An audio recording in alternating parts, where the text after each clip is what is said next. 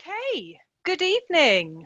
I'm Emily Lewis Edwards, and I'm the co-CEO of Community First Oxfordshire, and I'm here with my colleague, co-CEO Tom McCulloch, and we are hoping by the time I finish my introduction that Annalise Dodds would have finished her, I think, quite major meeting that she has, and will join us. If not, we may have to rearrange. But do listen to my introduction at least. Okay.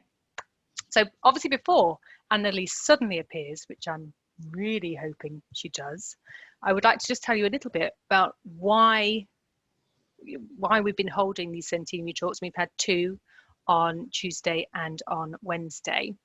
And what is Community First Oxfordshire? So first of all, CFO. We're a community development charity, and we help communities and individuals identify their issues and find their own solutions.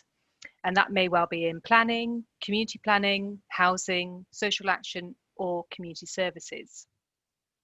We're also the first rural community council to be set up in England, and there are now 38 of us forming the ACRE network. And ACRE is an acronym for Action with Communities in Rural England, not a unit of land. But it is today, the 8th of October in 1920, that Oxfordshire Rural Community Council, our previous name, came to being.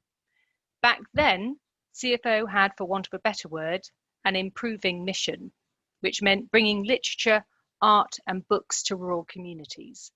Communities which had otherwise been dismissed as impoverished, and the people far too busy working the land to be interested in or have aptitude for art and literature.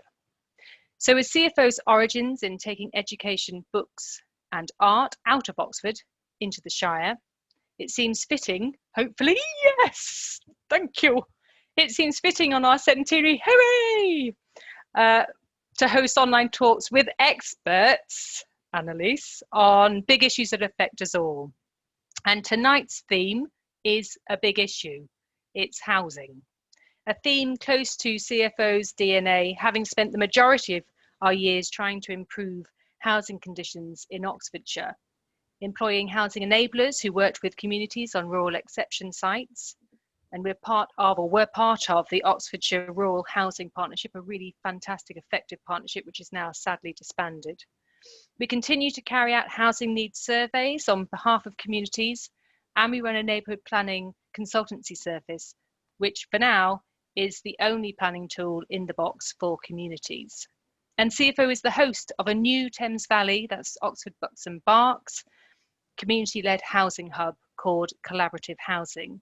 And it's all of these locally led methods which can help address affordable housing issues, because it isn't so much that we have a housing crisis in the county or in the southeast, south generally, it's more of an affordability crisis. And the role of local planning is crucial, which is why we are so concerned to see a shift, a disconnect from local planning and neighbourhood plans in the Planning for the Future white paper. And of course, the impacts it will have on local affordable housing. But that probably is enough for me. And I'm so pleased, Annalise, that you've got here. I now will just have to quickly go on to webinar logistics. So Annalise will very kindly be speaking for about half an hour, and she's happy to pick up questions afterwards. If you have a question or a comment, please use the Q&A box at the bottom of your screen. Type it in whenever you like, and Tom will keep an eye on what's coming in, and we'll pose those questions to Annalise after her talk. The webinar will finish at 8 o'clock. And now I can introduce Annalise Dodds, which I'm very pleased. Annalise Dodds is the Shadow Chancellor of the Exchequer and a Labour and Cooperative Member of Parliament for Oxford East. While in this role, Annalise developed Labour's Fair Tax Programme, the party's tax avoidance proposals put forward at the 2019 general election. Annalise also represented Oxford from 2014 to 2017 as the MEP, and I could go on, she's done an awful lot of work. But get your questions ready. I'm very pleased to hand over to Annalise. Thank you very much indeed, Emily. It's so good to be with you all tonight. And I'm sorry if I caused any concern about whether I was coming. I definitely was always, but I had agreed some months ago to also do a talk tonight on money laundering, funnily enough. You may wonder what the connection is to Oxford's housing crisis, but actually I think there is one, interestingly, which I'll come back to later. But yeah, very, very good to be here. Very good to be helping to celebrate in this quite different way that we're all having to get used to now, helping to celebrate that 100 years of wonderful community action that the foundation has been involved in. I'm not sure that I'll be around for the 200th celebration, but I'm pretty sure that there will be one, because I think the work needs to endure that the foundation undertakes. It's incredibly important, and I think that community spirit and voluntary action that's enabled by the foundation, we're really seeing in use all around us actually during the current periods. It's more important than ever. And I'm very well aware of the work that the foundation does, particularly in the city, as you would anticipate as an Oxford East MP, the work around education inequality, which people are often so surprised to hear we have in Oxford, but unfortunately we certainly do have it in spades and very intensely, but also around loneliness, isolation, and of course homelessness as well, and housing needs. And I was really pleased to see the people who are coming to the webinar next week actually around homelessness. I think some of the real luminaries of work against homelessness, including particularly people who've actually experienced rough sleeping themselves and homelessness. I think it'll be a really good discussion. I think when we look at housing needs and the housing crisis in Oxford, I think there are a whole range of different aspects of this. Obviously, kind of at the tip of the iceberg, there is the most visible reflection of that in rough sleeping, something I'll come back to later. But then, of course, there's all those families who are poorly housed or overcrowded, and individuals who are unsafe and inappropriate accommodation, going right through to a much, much broader group of people who really have to struggle in order to be able to afford to live in our city. We vied over recent years with Brighton and Hove as the most expensive city to live in, or conurbation in the case of Brighton and Hove, to live in and to particularly purchase property in the UK. I think, unfortunately, Oxford is just cinching it currently, sadly, that we tend to have house prices that are about 16 times the average income in Oxford, clearly out of the reach of so many, but obviously that extends to rental as well as purchasing as well. I've met, for example, hospital porters who can't afford to buy transport for themselves, to buy just a bike for themselves, and still pay the cost of their one room living in a shared house in Headington near the hospitals. I repeatedly, unfortunately, meet with constituents who are working, often more than one job, but who simply cannot afford the cost of rental accommodation in our city. And I very much agree with Emily. I think the problem that we have is one of affordability, most definitely. And all of those problems, they manifest themselves not just, it's a very obvious point, but it's not just in terms of the direct implications of that, the fact that people feel unsafe where they're living, the fact that they're overcrowded, but it has huge implications on the rest of their life, as we know. I often see it, sadly, having a big impact on children's education, because people are no longer able to live in a part of the city that is close to where their children are being educated, or they have to move around the city. And that means that their kids' education is disrupted. It has a big impact on people's ability to keep the job that they're currently in, or have a job that's appropriate to their skills, because they can't necessarily get housing that is near where they need to be, or they have to accept work which is less dependably, that's more dependably remunerated, but that doesn't fit their skills, because they can't afford to have a week without earning, a week without rental payments.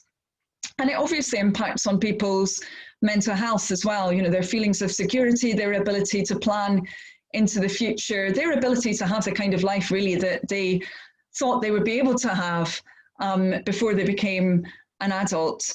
And I think that the current period has kind of revealed that situation very, very clearly.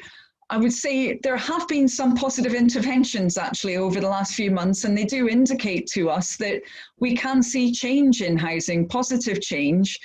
Although I would argue that there is much more that needs to be done, and I'd agree with Emily. I think there are some areas where, unfortunately, we're moving in the wrong direction. I think it's been revealed very clearly during this crisis that social security, which actually broadly in the UK is mainly used when we're talking about working age people by people who are working, that social security, as we know, is woefully inadequate when it comes to covering the cost of housing, particularly in high cost areas like our own. The so-called local housing allowance was initially set at, I think it was 10% of market value for a particular area. And I often did the rather depressing exercise of going on to Rightmove to see if there was a single property that was available at that 10% of market rental value. Very occasionally you might find a sheltered housing flat, you might find a caravan, but that was pretty much it. You wouldn't find anything else. During this crisis, Whitehall's moved up that threshold to 30%, almost a third. So saying that, okay, social security has got to cover the cost of almost a third of properties within a particular area for rent. Now that clearly is positive, and it shows that there can be change, that there's an acceptance of the need for change there. Personally, I think it needs to go further. I think it needs to go up to the average cost. But it does show that we have got more open minds maybe about this now. Secondly, I think the crisis has indicated the imbalance in power that there often is within housing, which we see, I think, particularly clearly. And I'm not saying that life is always easy for private rented sector landlords. It isn't. And, you know, I think many aspects of the system don't serve them well either. But the fact that it often feels for tenants that they're in a very insecure position indeed. And that's not just about the cost of rent in the first place, it's about the extent to which it can increase the grounds upon which people can be evicted.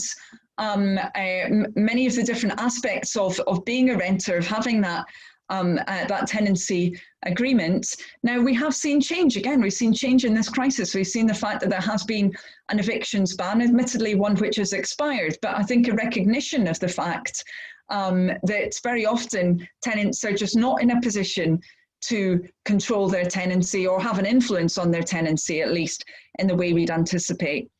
And then finally, of course, during this crisis, we've seen that incredible effort around rough sleeping, and it really has been an incredible effort. The fact that the Everybody In commitment from government, which then did have funding associated with it, the fact that enabled local authorities to do what many of their officers have been wanting to do for years, to actually provide housing to those who are rough sleeping, to make sure that people were off the streets, which they were prevented from doing previously because of a lack of resource. Now, I think that really shows that it can be done. And I think there are exciting developments happening in Oxford now, really brilliant joint working involving local authorities, but lots of charities as well. Also, in some cases, voluntary effort, really bringing people together to make sure that those who were lifted off the streets actually can have a more secure future. And it shows that we can do it. We can do it when we work together. So I think many positive things have happened, but as was mentioned, I think we are moving back in the wrong direction in many other cases. We're shifting back to a status quo that didn't work. And I would say when it comes to planning, supercharging some of the negative impulses that were already there. So as mentioned, the ban on evictions has ended, but we do still have support for council tax relief for those who are on particularly low incomes. That was often linked to people falling into debt and then having to leave their tenancy. In Oxford, actually we have continuing council tax relief. It's not just something that's happened during this crisis, but that system ultimately needs to be looked at very carefully for the future, because it's one which is really hurting a lot of people on very low incomes and is linked often, as I said, to debt from their tenancy. We haven't seen action around those with mortgages that I would have anticipated and that I think is necessary right now. Of course, there's a lot of people in Oxford who have really pretty expensive mortgages given the cost of housing here. We've had a mortgage holiday that's been provided through an agreement essentially by providers of mortgages who came together and agreed to provide that holiday. But that is finishing, and there are many people who simply will not be able to keep up with repayments into the future. And we did have action after the last financial crisis to help people in those circumstances. There was support for mortgage interest payments that kicked in quite quickly. It's a much longer waiting period now. I would argue that we need to look at what worked back in 2009-10 and think about mortgage holders right now and do something for them as well. And then, of course, we need to look beyond this crisis and the immediate impact that it's having. And we need to consider how housing can play a really important part, I think, in a fair and just economic recovery. And I think linked to, a lot of the kind of community-related work that the foundation itself has been doing and trying to re-envision housing, which too often is not actually linked to the homes that people want to live in and the communities that they want to live in. I would argue, and we can go on to talk about this, but I do think that we've got to grasp the nettle around providing more homes. Now, that's a difficult nettle to grasp, and it's a particularly difficult nettle for those who live next to where that new housing is going to be provided. I fully accept that. But I think in areas like Oxford, we do have extreme housing need. We do need to have more provision. But as we have that additional provision, it can't just be more overly expensive housing, as I know the foundation is concerned as well. It must be genuinely affordable housing. And I would argue much of it's also got to be social housing. Actually providing that kind of housing isn't just good, obviously, for those who end up living in it. It's very, very good for our economy as well. Analysis that I looked at, latest analysis suggests that for every £1 invested in genuinely affordable house building, £1.42 is generated in the wider economy. So this is a very productive use for stimulus funding, in particular during this crisis, I would argue. Of course, related to that, we need to upgrade the housing stock that we do have. We need to retrofit homes so they're more energy efficient. Clearly, that's crucial for our net zero ambitions. It's also important to bring down people's energy bills. And it provides work at a time when our economy is weak. And, retrofitting is a great way of generating jobs right across the country, because unfortunately the UK housing stock is not very energy efficient. So you can very quickly ensure that there will be additional employment across the country when you have a strong retrofitting programme in the UK. It'd be different in other countries which have got more insulated and more energy performative homes, but that's not the situation that we're in the UK currently. There is a Green Homes grant scheme, but that's only about a third of what was promised back in 2019 at the time of the last general election. The criteria for eligibility are pretty narrow, and the time frame's pretty short. We need to have a much broader, longer scale commitment to retrofitting. And finally, we need to ensure that homes are of decent quality, of course, as well. And I really agreed with what was just said there around planning. I mean, I appreciate the planning system is not perfect. It is frustrating for people. I do have constituents who contact me with their concerns around planning. Obviously we're in a situation where local authorities have had their resources cut, so it can take quite a long time sometimes to get different decisions. I don't think our city is any different from others in that respect. But ultimately, that planning system, it does provide at least some basic control over development and where it goes. Imperfect, yes, but basic control. I think that the very significant mooted changes currently, as well as changes to permitted development and changes to what can be done on relatively smaller sites around requiring social housing. I think all of those changes together will lead to ultimately poorer quality housing, which is really disappointing, because we've actually seen, a number of reports. It's not a partisan point. There's been a report under Oliver Letwin, of course, a Conservative, setting out about how we could build more beautifully, how we could have a more sensible planning system. That's not reflected in, unfortunately, the changes that are coming forward. I think they could also change quite radically the nature of different communities as well. I mean, I ultimately would like to see, I'm sure a lot of people on this call would like to see areas which are mixed, where we've got a mix of different kinds of housing, where we've got economic activity as well. That will ultimately be good for our environment as well, if people don't have to travel so far for shops and for work and that kind of thing, if there's more integration at a community level.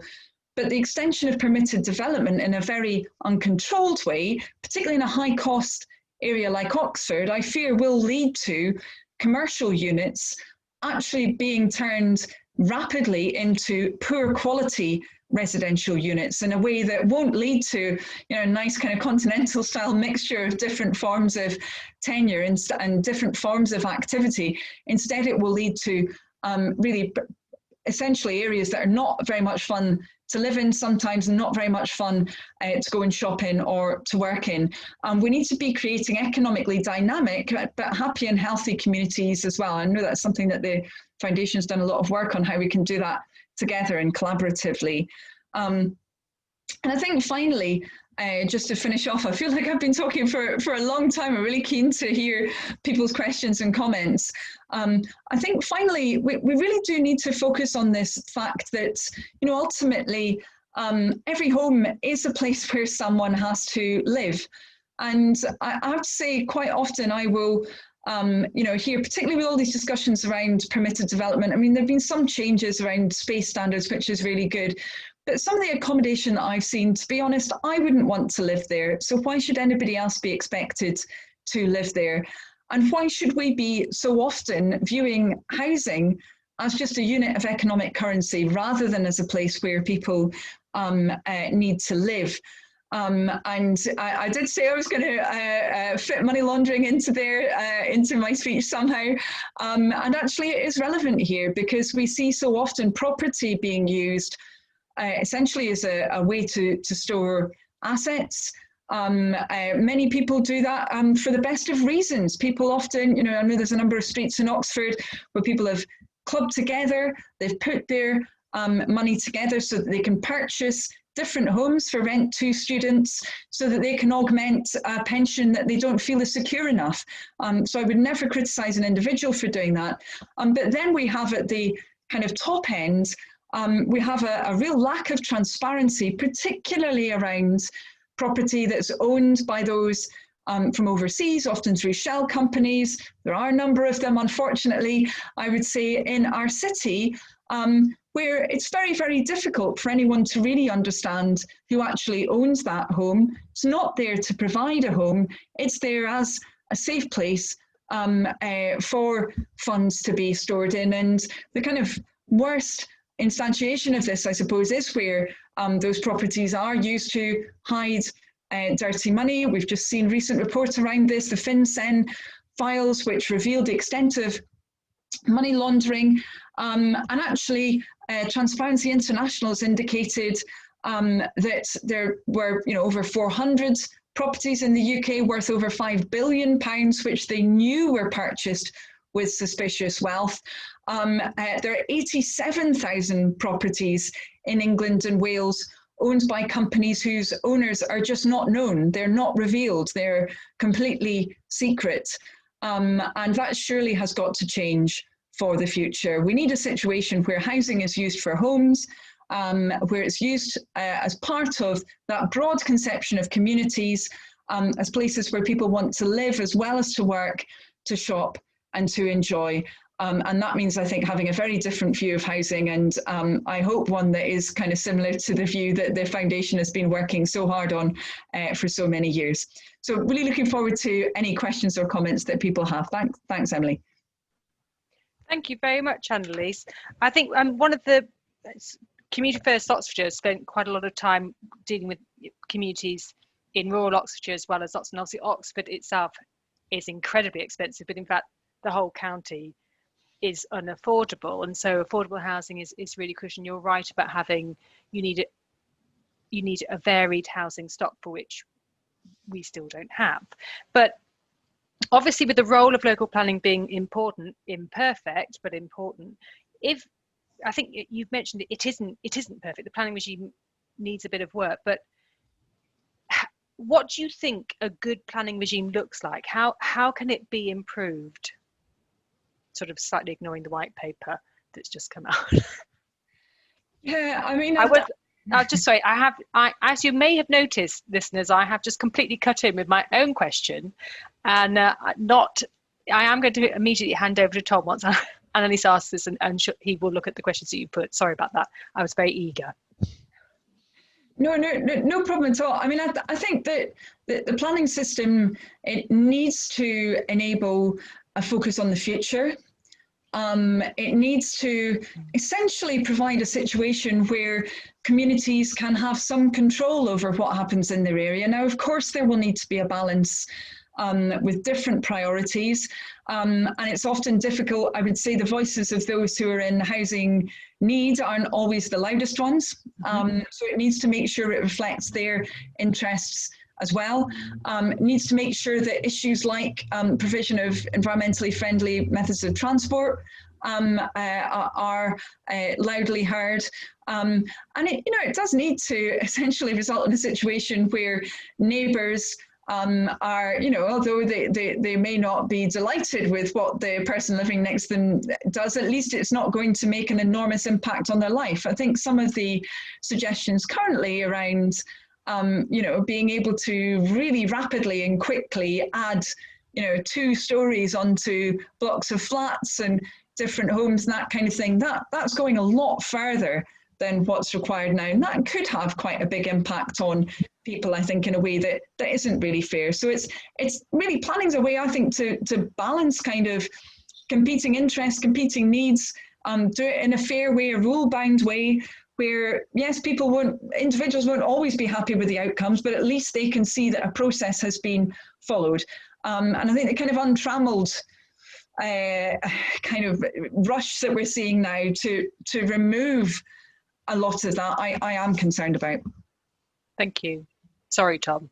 No, not at all. I mean, thanks for joining us, Annalise. I've been keeping an eye on the questions as they've been coming in, so I'll be glancing to my right and then feeding the questions back to you if that's okay. We had a really interesting talk last night from Dr. Freddie Otto about the climate emergency, and she stated that housing is absolutely at the top of the list in terms of something we need to deal with and get right in terms of the climate emergency. So you've mentioned things before like retrofitting, insulation, and zero carbon building standards. Microgeneration could be added to that. So given that that's what's needed, how do you think that can actually be achieved? I mean, what are the mechanisms that you would like to put in place to help that happen? Yeah, no, I totally agree with that, Tom, in terms of many of the aspects where we need change and where we need to enable that change. I mean, I think, first of all, we're actually in a situation where, because of the recession, government has been looking for areas where there can be a stimulus, where you can be getting people into work and you can be increasing economic activity. And, as I mentioned, I think retrofitting is a core example there. I would say in relation to other changes that are necessary, I do think that the regulatory system is not necessarily fit for purpose. So around, for example, building standards themselves, I mean, we've seen a lot of stripping away of some of the commitments that were made previously to have environmentally friendly homes. I think that's a big problem because actually, there is a climate crisis. We shouldn't still be building homes that are so environmentally unfriendly. I would say in addition, there are still many problems around ensuring that the energy system is properly planned and that works as effectively locally as it can. I mean, we've had in Oxford, I'm sure there'll be a number of people on this call will be aware that we've got two big energy projects, kind of environmentally friendly energy projects in Oxford. Project Leo, about developing a kind of decentralised energy grid across the city. And then the Super Hub, which is about kind of having a massive battery. There'll be others more technically sophisticated who'll be able to explain that better. But actually, even those two projects, they're on kind of fundamentally different foundations, because the battery is based on an assumption that it will be relating to the national grid. Leo is relating to an assumption that we'll have decentralized energy. So we really need to make sure that the regulation is there to enable that, at local level, energy to be planned properly, so that when we have new developments, I'm talking to you from Council Estate Rose Hill. We've got new homes going in. There isn't the financing mechanism there to enable the provision of, a lot of the things that I would want to see, like heat pump technology, that kind of thing. But then there's also not the regulatory levers to make sure that's joined up with the rest of the energy grid. So, there's a lot that needs to change, I think. It's not necessarily, I mean, some of it is very complicated, but other aspects of it aren't necessarily complicated. The will's there. We just really need to deliver that logistical change, really. Thanks for that, Annalise. So a couple of questions have come in that are related to, again, back to the planning system and things that need to change, and proposed changes that have recently come forward with the planning white paper. So question when, or if the planning laws change, that the white paper will probably change as it works its way through the attrition of Parliament and whatnot over the next couple of years. How will councils be able to demand developers to still include social affordable houses? I think that's a reference to the Section 106 changes proposed there. But also, how do you see us getting back to councils being able to build more council houses for sale? How can that be, genuinely and finally addressed? So a couple of things in there.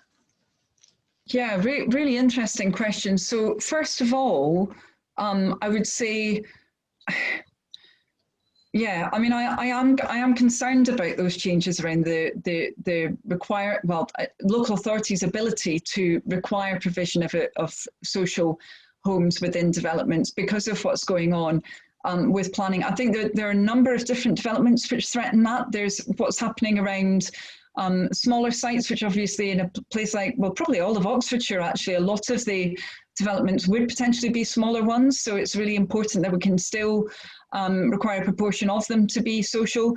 There are also the kind of broader changes in the planning paper, and there's the first homes policy, which I need to check in on where that is now, but that seemed to suggest that there'd be a requirement on with new developments that there would be a provision of so-called first homes, which are kind of discounted for buyers, but which would be taken out of the potential provision of social homes. So kind of robbing Peter to pay Paul, really, and very unfair from that point of view. I mean, we still hope that we might get some changes to that legislation. We do hope that we might.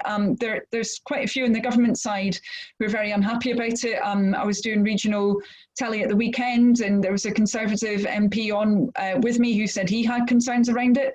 So we're trying to work with them to build an alliance to try and remove the most nefarious elements. And I think particularly around social housing, we were promised really that after that awful tragedy in Grenfell, that there was going to be a different approach taken to social housing, that it was going to be valued much more. I mean, we've seen some change around kind of tenants consultation, that kind of thing in social housing, but we haven't, it seems, seen a real change around actually the desire to provide it in the first place.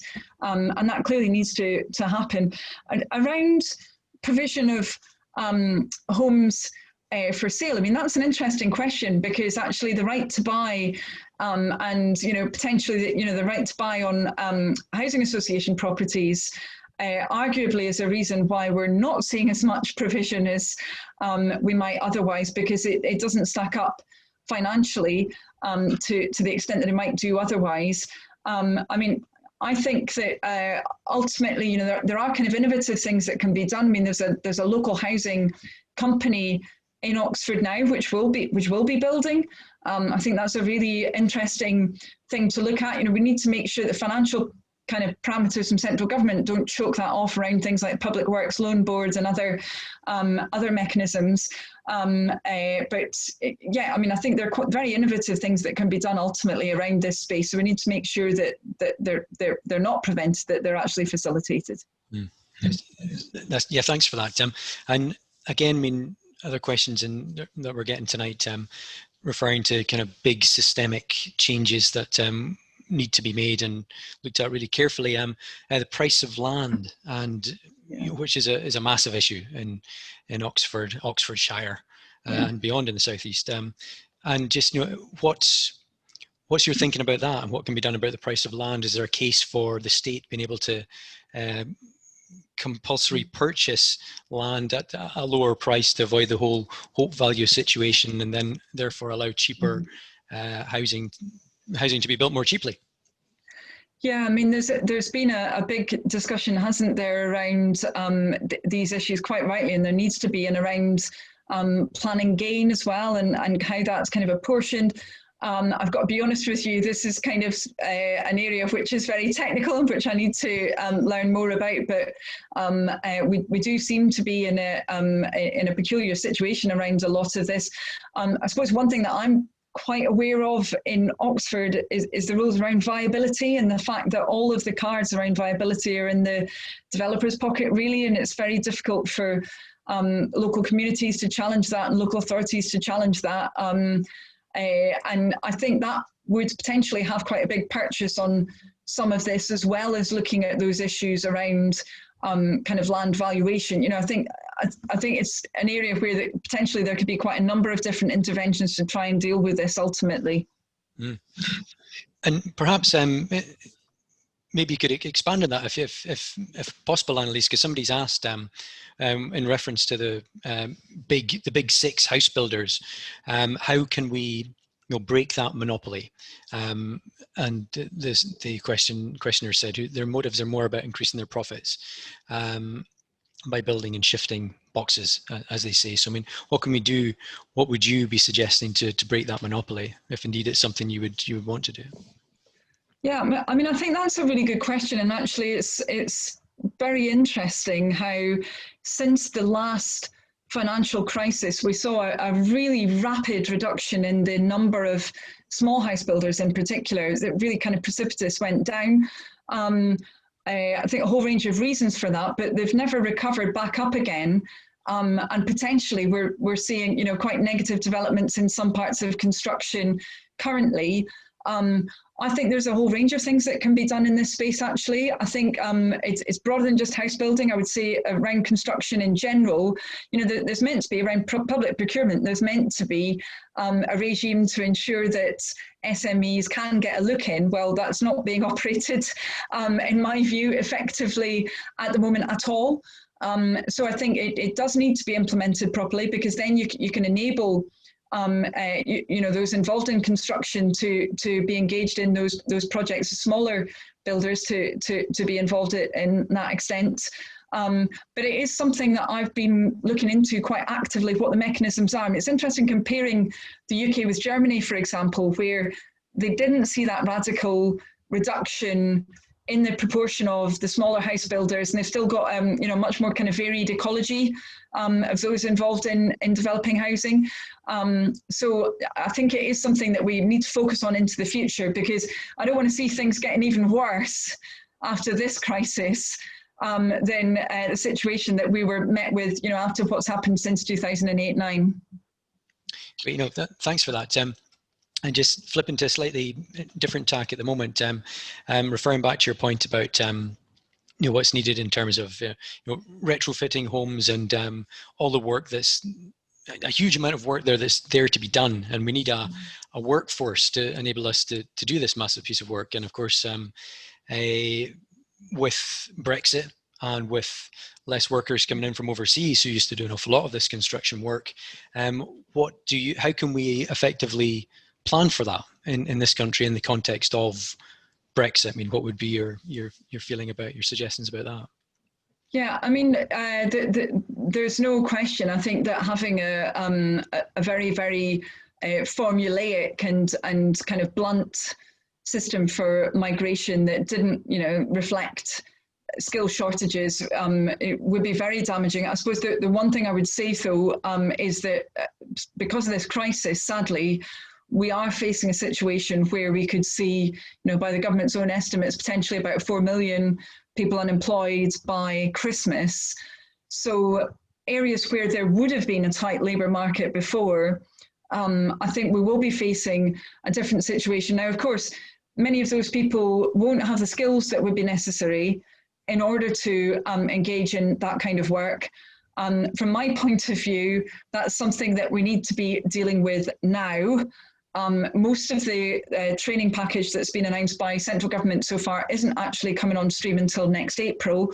I think we really should be seeing actually local FE colleges, local authorities, LEPs, etc., actually given some funding. I mean, the overall terms, it would pale into insignificance compared to what's being provided overall. But given that kind of pump priming funding, so they could make sure that there was the training there to enable, some of this to be done effectively.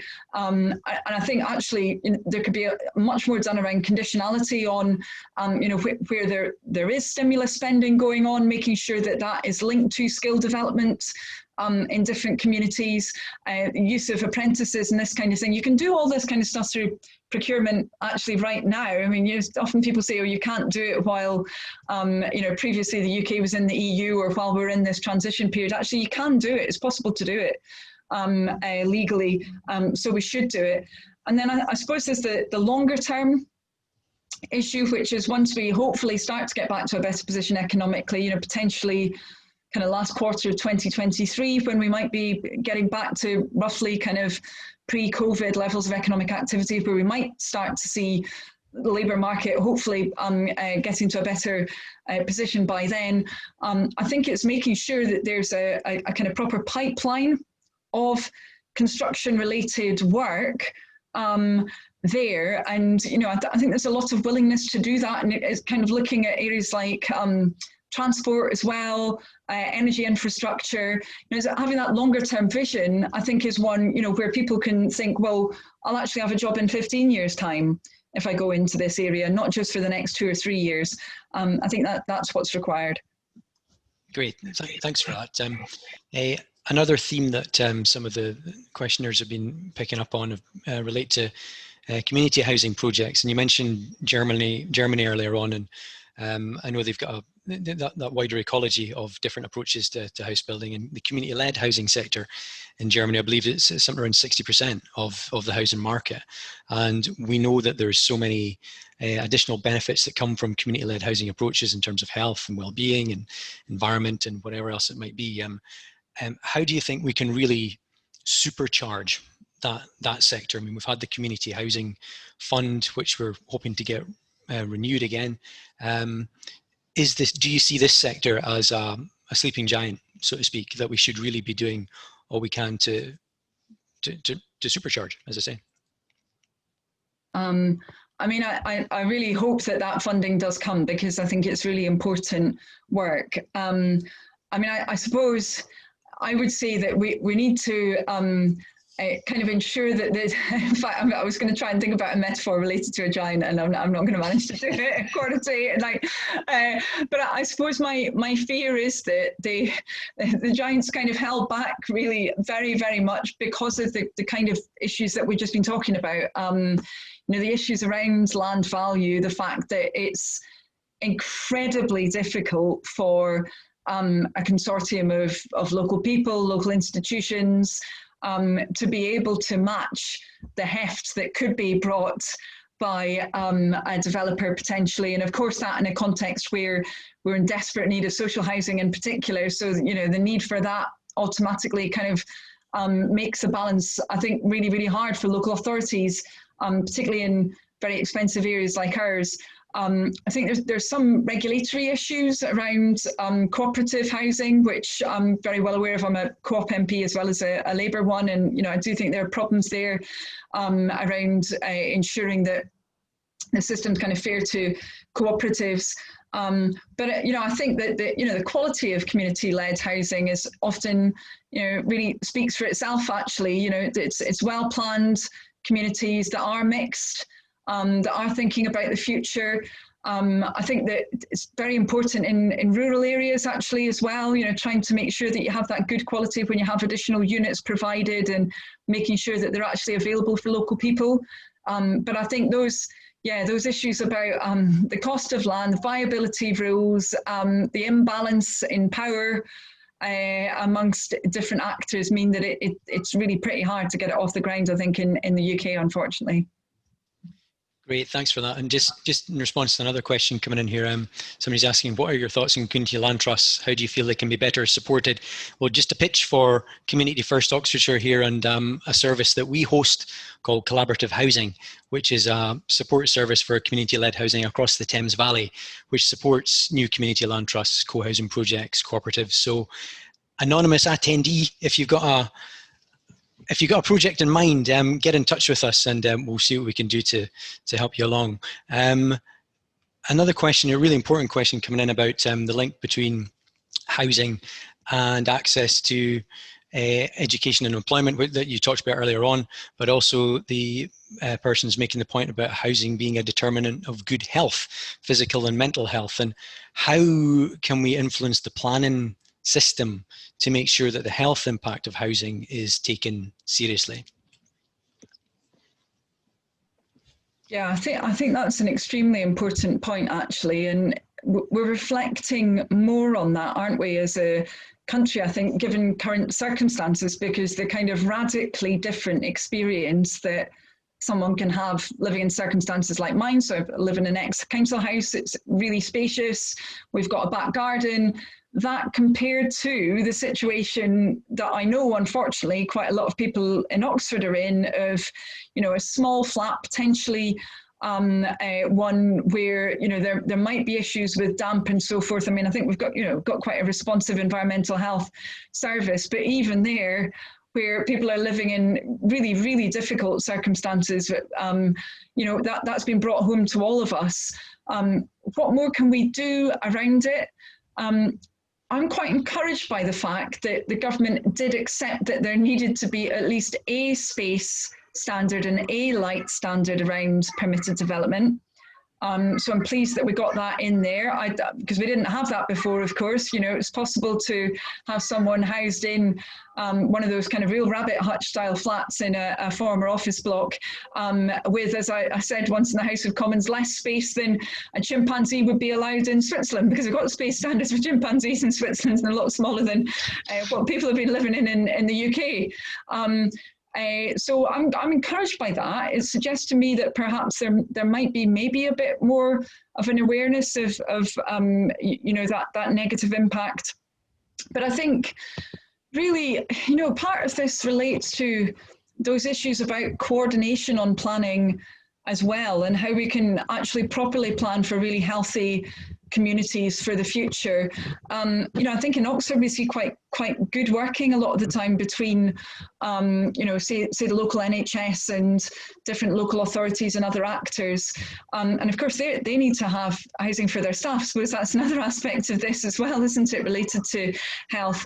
But there is a lot more that we could do, I think, in this space. Also around the whole piece of providing access to public transport, cycling and walking, when, in so many different areas, it's very difficult to imagine living in a lot of places and having a decent quality of life without owning a car, with all of the implications that has for our environment, but often for people's health as well, if it means they're not walking or cycling.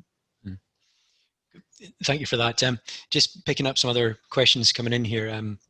Again, relating back to some of the themes you've already covered, but again, criticisms of the planning system as is, and suspicions about in whose interests it really operates, etc., and things we could do to make things better now, potentially.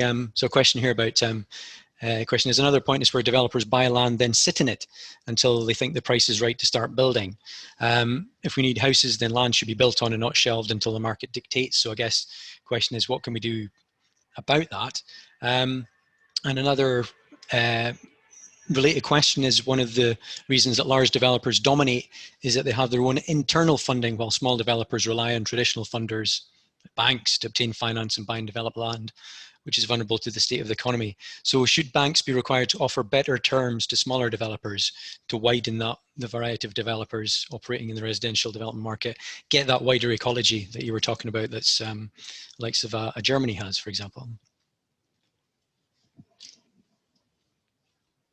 Yeah, thanks very much. They're really thought-provoking. All the questions have been thought-provoking. Yeah, I mean, in relation to the first area, certainly we, in terms of, myself and our shadow health secretaries of state, we have been keen to try and encourage government to adopt so-called use it or lose it powers, that there could be a mechanism, if there has been that kind of land banking, so-called, that you would be able to then deal with that. And I think it's still a problem, unfortunately, a big problem that needs to be dealt with. And we do see it in our own city. And I think, it really blights, actually, well, particularly, I often see it in a place like Birmingham, for example, where you've got sometimes kind of old industrial facilities that are kind of falling apart because it's going to be cheaper to just let it fall apart and the land appreciate, rather than actually using that amazing heritage to create somewhere that people might actually want to live in. So it's definitely a problem that I'm aware of, and it's a helpful question, because I need to think through how we can push in it right now. As is the second question, and in fact, it's really interesting. I think I need to kind of check in with some of the building societies around this. It'd be quite interesting to find out about their policies in that regard, and what they do around this space. I mean, broadly, we've seen banks lending change a lot over the last 30 to 40 years. So we've seen far more lending go to support people's mortgages and real estate in general, as compared with other forms of economic activity. And that particular division around the kinds of lending for small developers and small house builders compared to other forms of economic activity is a really, really interesting point. So I'll put that in my back pocket and look into it. So yeah, watch this space. I'll have to find out more. Great, thank you for that. And again, conscious of time now, where we're rapidly approaching 8 o'clock. I've done my best, I think, to cover most of the big themes in here, but there's just one that I wanted to come back on, which is you talked before about overseas investors, and the question is how we. And so the question is, you mentioned the amount of overseas investors and how can that be addressed? How can we protect housing stock and stop using homes as investment? So I think one thing that would help a lot would be to have what has actually been promised for some time now, which is a register of properties which are owned through some of these kind of rather opaque structures and owned through different companies, so that you can actually see who the so-called beneficial owners are. I think that would help a lot. I mean, it doesn't involve any revealing of any personal information or anything like that. It's just indicating who actually owns very high value properties. I think that would be enormously helpful. It's what ultimately, the land register, provides that for everybody else, so we shouldn't really be in a situation where we don't have that kind of transparency around housing.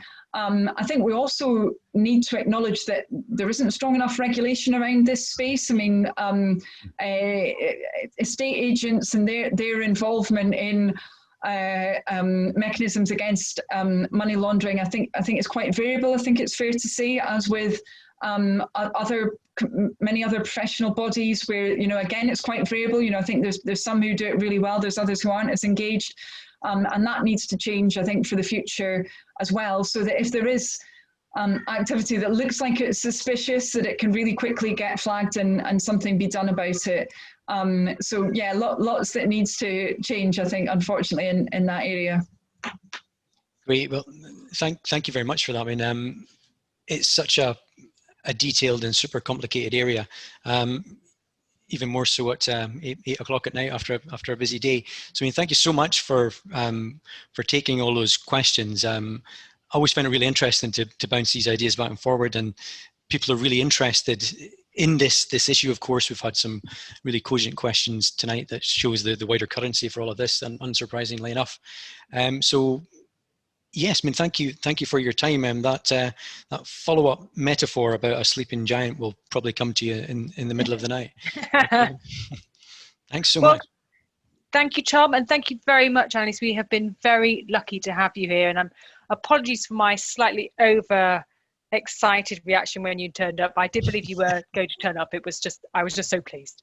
Thank you all for joining us tonight, and thank you, as Tom mentioned, for your really pretty difficult questions, actually, because it's just a difficult area, and Annalise's responses, I think, were great, but there's clearly so much work to be done and improvements to be made. This, I'm sorry to say, is the third and final of Community First Oxfordshire's Centenary talks, but we will be posting all three on our CFO YouTube page and website in due course, but it probably won't be very long. We'll also be keeping you posted on other CFO Centenary celebrations over the coming months, including a creative writing competition on the theme of community. So watch this space, or probably better to keep an eye on our website. It's 100th happy birthday to CFO. It's a special thanks to Annalise, and I thank you all for joining us tonight. And actually, I just want to add thank you to all the people and communities that we've worked with over the years. It's been a real privilege, and long may it continue. I won't be here for the next 100 years either, but at least it will carry on for the next few years. I hope you all have wonderful evenings ahead of you, and thank you and good night. Thanks, folks.